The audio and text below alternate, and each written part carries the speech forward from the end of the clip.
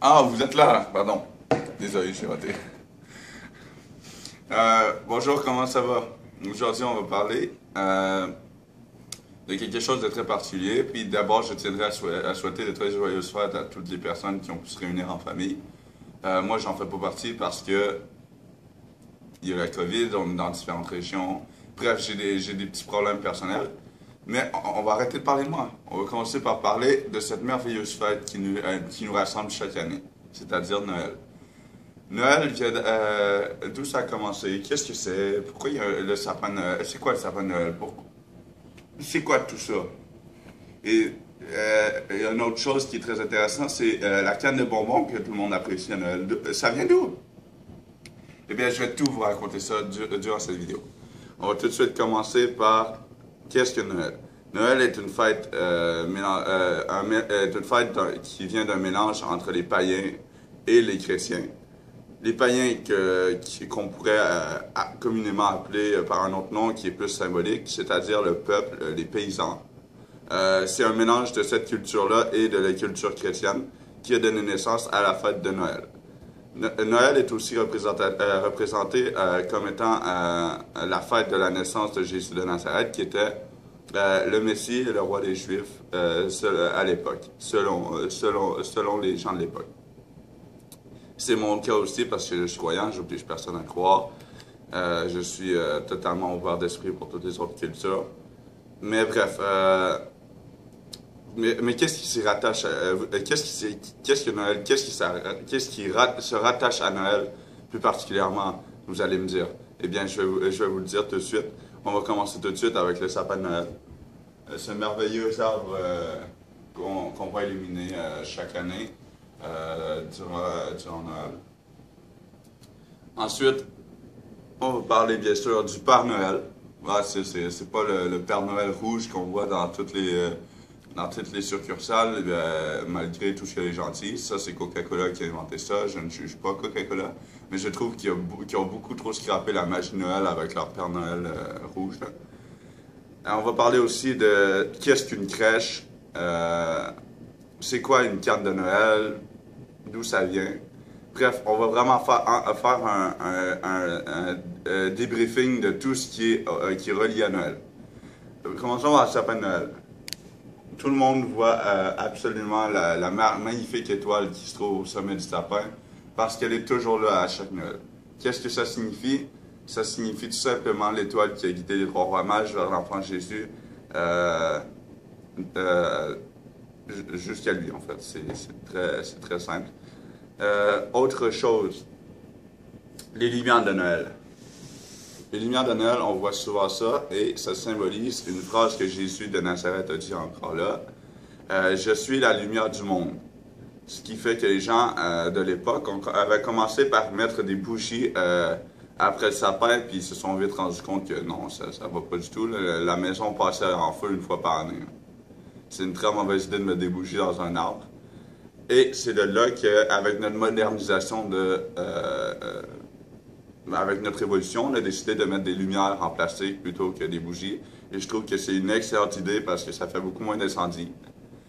Bref, à part ça, il y a le sapin en tant que tel. Le sapin, c'est un truc qui représente la vie, puisque c'est le seul arbre qui survit en hiver. Et les gens de l'époque voyaient ça comme une représentation de Jésus-Christ. Puisqu'il selon les gens de l'époque, toujours selon les gens de l'époque, il était la vie, il était, en gros, il était quelqu'un d'extraordinaire. On pourrait dire ça comme ça, pour faire moins compliqué. Après ça, on va y aller avec la crèche. La fameuse petite crèche-là, on n'en a pas pour le décor, mais tout le monde a déjà vu ça une fois de temps en temps chez leurs grands-parents ou peu importe où. Une crèche, en fait. La crèche, en fait, c'est tout simplement un mémorial, on pourrait dire ça, un mémorial de la naissance de Jésus de Nazareth avec Marie et Joseph, les trois rois mages et quelques animaux qui étaient là à cette époque, dans la même grange ou la même étable. Pourquoi Jésus serait né dans une mangeoire? Les gens l'appelaient comme ça à l'époque, une mangeoire. La mangeoire, en fait, était symbole d'humilité. Il venait de naître parmi les gens pauvres. C'était comme ça à l'époque. Il fallait, selon les prophètes, il fallait qu'il naisse dans un environnement où il serait entouré par les pauvres parce qu'il était là pour eux, en fait. Il était là pour eux, pour les malades et tous ceux qui avaient besoin d'aide en général. Après ça, il y a les fameuses cannes de bonbons. On n'en a toujours pas. On a manqué de décor, là. Vraiment, il faut faire un effort. Le Louis, là-bas. Les cannes de bonbons, je vais vous raconter une merveilleuse histoire qui relie les cannes de bonbons. Je ne sais pas en quelle année ça s'est passé, mais c'était dans les années 1700. C'était une personne qui fabriquait des bonbons. Il avait décidé de faire un bonbon spécial pour commémorer la mémoire de Jésus de Nazareth. Et il s'est dit, ouais, on va faire un gros J en bonbons. C'est de là qu'est partie la canne de bonbons. Il a créé une fabuleuse canne de bonbons que nous, on le place comme ça dans le sapin en forme de canne. Mais à la base, c'est un gros J en bonbons pour Jésus. Il y a beaucoup de choses comme ça que les gens ignorent. Et pourtant, c'est des trucs qu'on devrait tous se rappeler parce que ça fait partie de notre histoire. Le but de Noël, c'est pas de forcer les gens à croire, c'est de se commémorer ce qu'une personne en particulier a fait pour l'humanité.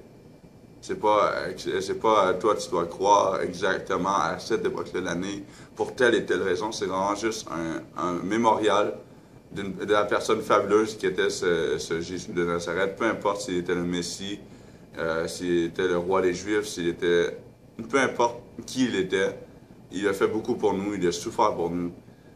Noël sert juste à rendre hommage à la personne fabuleuse qu'il était. Je ne force toujours pas personne à croire, vous pensez ce que vous voulez.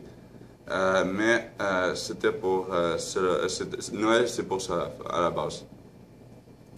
Donc, la couronne qu'on accroche après nos portes de maison a aussi une signification religieuse ou spirituelle, ou peu importe comment vous voulez l'appeler. C'est le symbole de la fameuse couronne d'épines que Jésus portait lorsqu'il a été crucifié après. Les gens de l'époque lui auraient mis ça sur la tête, lui auraient fait porter la croix, l'auraient fouetté, lapidé, lancé les pierres. Il aurait tout fait. Et il se serait moqué de lui. En fait, cet homme-là a souffert plus que n'importe quel homme dans sa vie. Et c'est extrêmement triste de voir ça. Et de vivre ça. Je m'imagine même pas souffrir autant qu'il a souffert. Il y a beaucoup d'autres choses qu'ils ont fait, mais bref, ça a été un véritable calvaire. Et Noël, ainsi que Pâques, ainsi que certaines des autres fêtes religieuses très importantes, servent juste à commémorer la mémoire de ce Jésus de Nazareth. J'espère que cette vidéo vous a plu sur les fameux qu'est-ce que Noël en fait, et n'hésitez pas à lâcher un gros pouce bleu si vous avez aimé cette partie Noël. Elle va sortir demain cette vidéo. Elle va sortir demain cette vidéo-là, mais au moment où vous allez la regarder, ce sera aussi demain. Mais au moment où je la tourne, c'est la veille de Noël, donc n'hésitez pas à laisser un pouce bleu, à vous abonner si vous en avez envie, et à laisser quelques commentaires sur cette fabuleuse vidéo. Merci, à plus tard. Peace, c'était Darkness.